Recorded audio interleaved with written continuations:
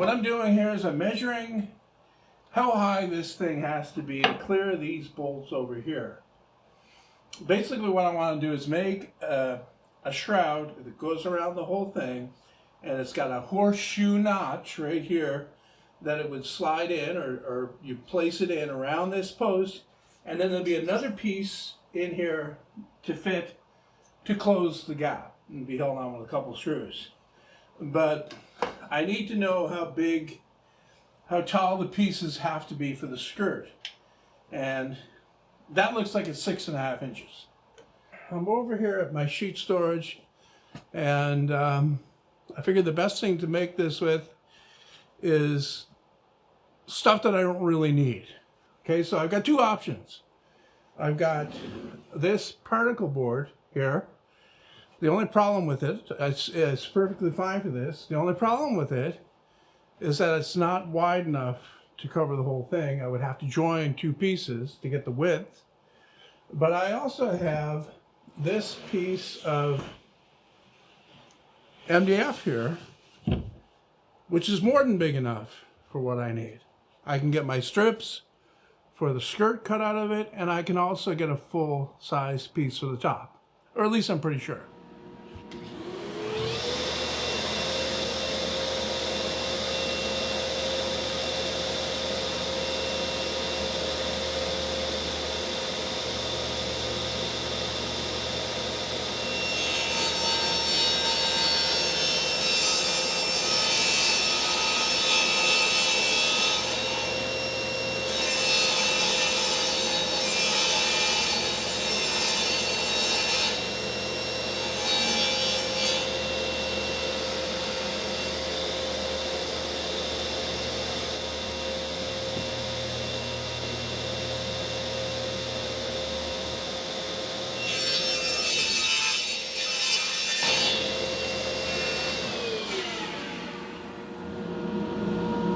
Okay, so those two strips that I just cut should do all of the skirt. And then I have this big piece. I'll be able to cut the top out of this.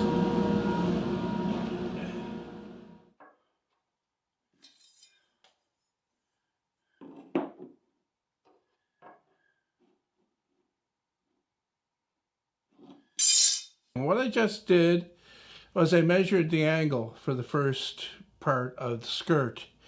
You know, I could just make these square cuts and not be particular about it, but I don't know. I just feel like cutting angles today. So I've got my homemade sliding T-bevel here to measure the angle. And it's close, you know, it's close enough. It doesn't have to be perfect. And I've got a protractor, ordinary one. I'm just going to measure that angle. It's 154. Okay, half of that is 77, but the miter saw works off of 90. Like it calls 90 degrees 0. So better to measure the other angle, which is 26, of course. 26 plus 54 is 180. Anyway, so 26. So half of 26 is 13. So that's what I need to set my miter saw to. And I'm going to attempt to cut this, even though my saw won't go all the way through. I'm going to try to cut it in two passes by flipping it over and sliding the thing over to the other side. This is one of the instances where it would be handy if I, you know, kept the tilt on the saw, but I wouldn't change it for this. I would either do it on a table saw or I would try to do it exactly this way right here. So I'm going to move it over to 13 degrees. There's so many marks on this, it's confusing. What is 13 degrees? I gotta get in close. I think that's 13 degrees. Anyway, we'll see. The guard gets in the way, of course. And get right out to the end. I've got none to spare.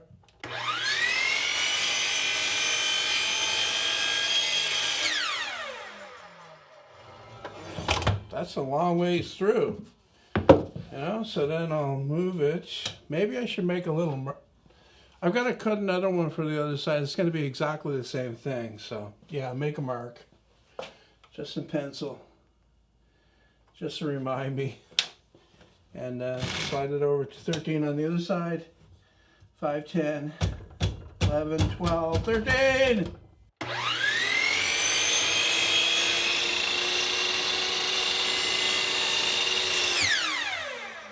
See, there's nothing wrong with that, right? And you get the correct angle. Anyway, so I need to know the length of this. I think it was 9 inches. I'm just gonna run over and check. Yeah, 9 inches to the inside, or the short side of the bevel or angle. Once again, it doesn't have to be perfect, but what I'm really looking for with this is as tight to the base I have there as possible. So swing it back to 0 and make this cut.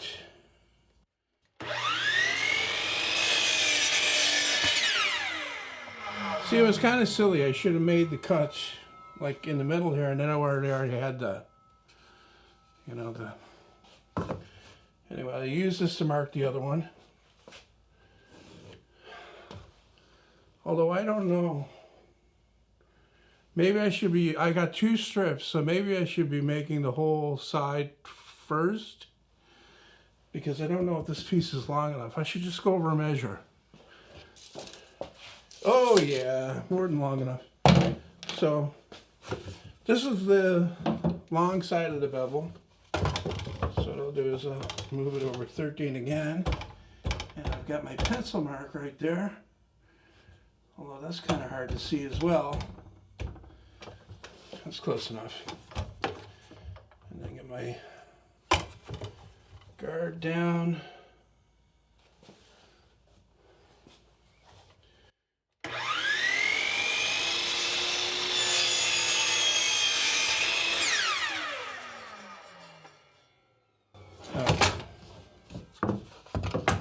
Not as deep with that one. And then 13 again over here.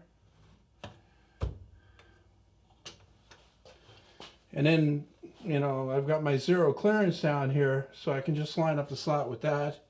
Maybe push it a little bit further out so no, I'm going to line it up directly with that. It doesn't have to be perfect.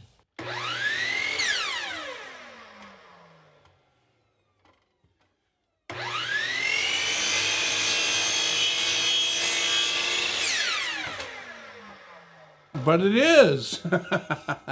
So those are the 2 that return to the wall.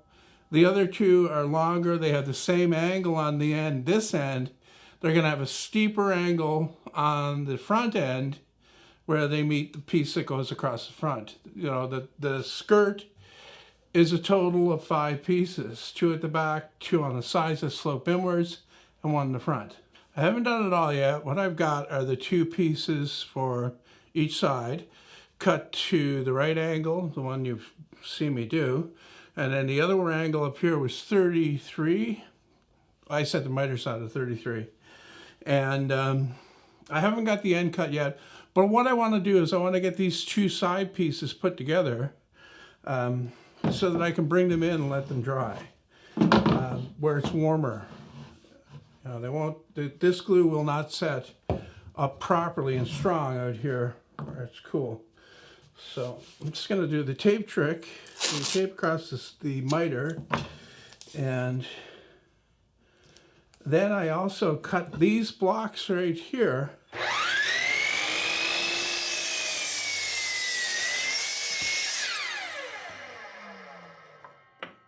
Which will act as gussets near the top to hold the joint together. And I've got space for that because the only part of that base that sticks up is the actual base that's on the drill press. So, you know, I've got space above the stand that I made for these pieces. So I'll get some glue in this joint, I'll get some glue on these, I'll fire some pins in this, or nails actually, and bring it in and let it dry for about a half an hour, and I'll bring it back out and I'll cut the front part as well, which is probably going to be somewhere around this size.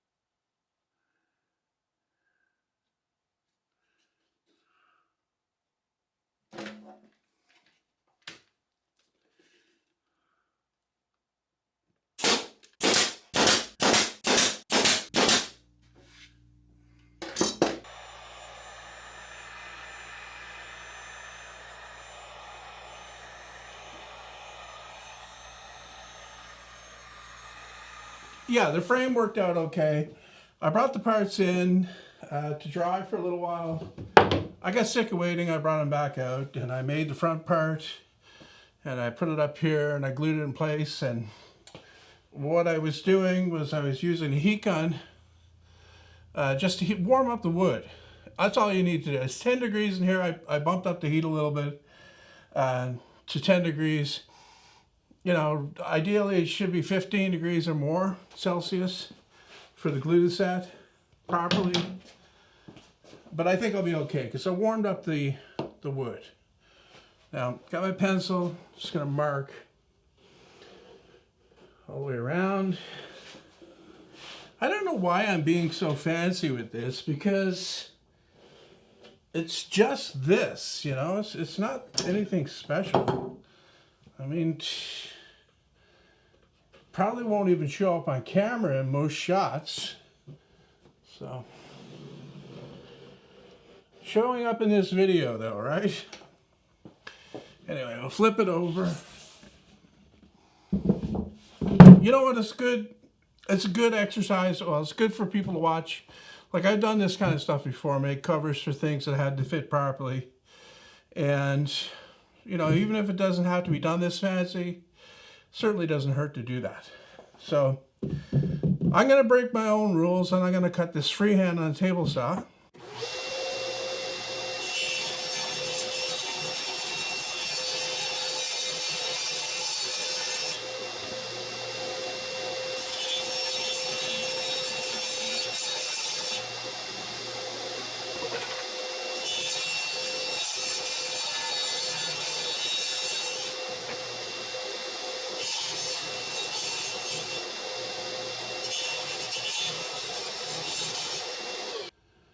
Well, that wasn't so bad, was it?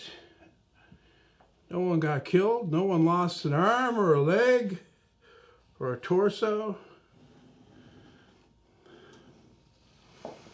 Get some glue on here. We'll glue on these blocks. All right, so that looks good. Line it up on the end. Sticking out a little bit over the side, but I think I just fly my flush trim bit and run around it. You know, to make it extra fancy, extra sweet. There's some nails in here.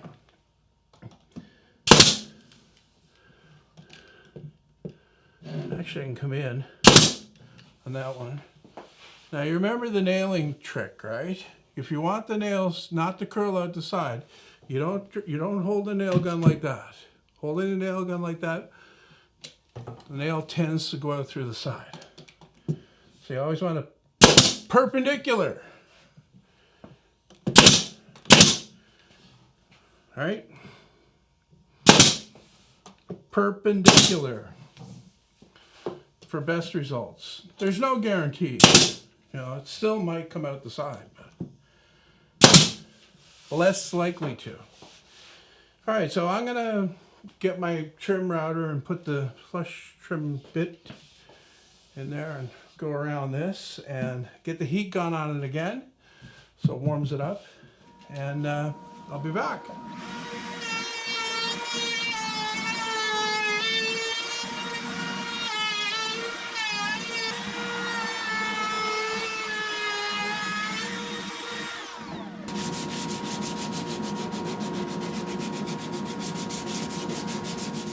As you saw, I trimmed the edge flush, and then I also had the extra distance and gave it a little bit of a chamfer. And to finish it off, I took my sanding block and rounded over the edges, real nice and smooth. So the cover itself is done. All I need to do is mark out the slot that fits around the base of the column. Now, I already measured all that. The column itself is 3.5 inches in diameter, and the furthest away from the wall it is 12 5/8. I've actually made a mark on here.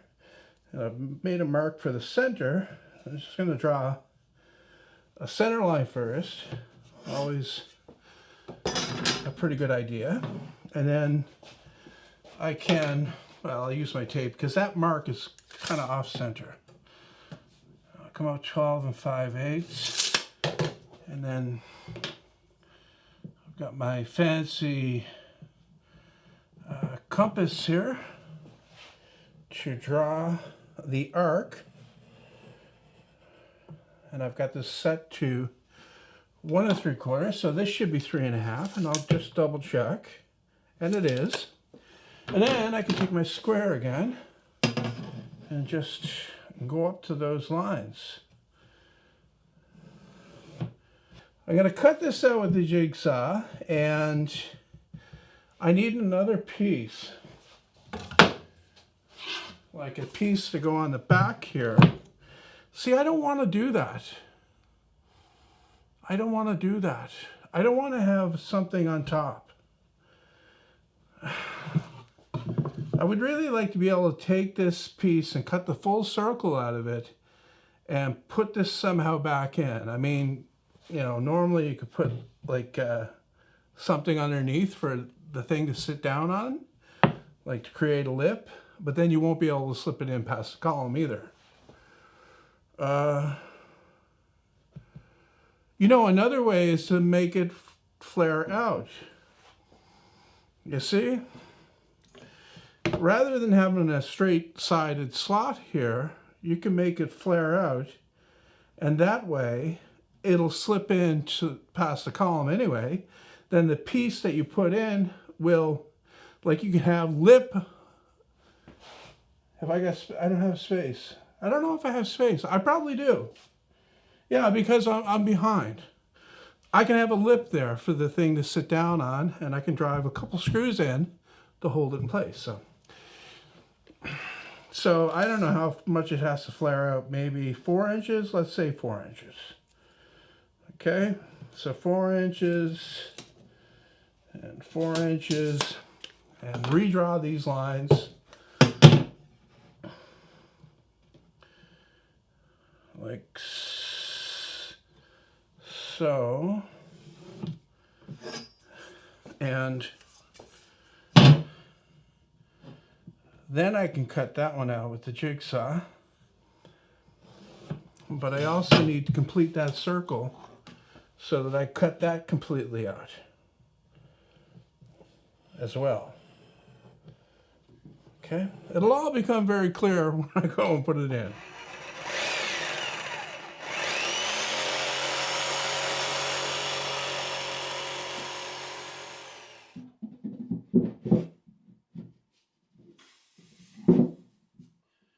Okay, what that was me taking it for granted that that post was centered on the base, which it wasn't.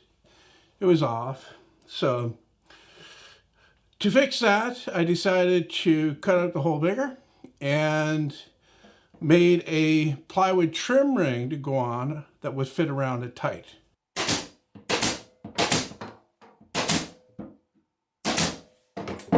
And that fixed the problem. So the last thing that I want to do with that is paint it to match the floor.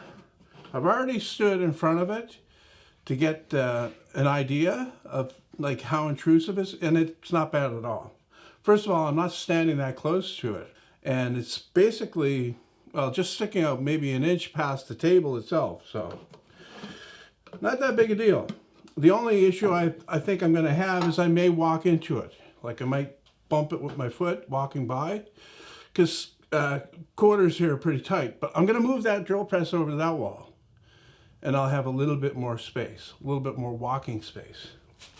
Okay, so here's the paint. It's the stuff I used on the floor, the same gray color. I'm going to give one coat and probably another coat tomorrow. Probably going to take 2 coats. This is the wrong brush.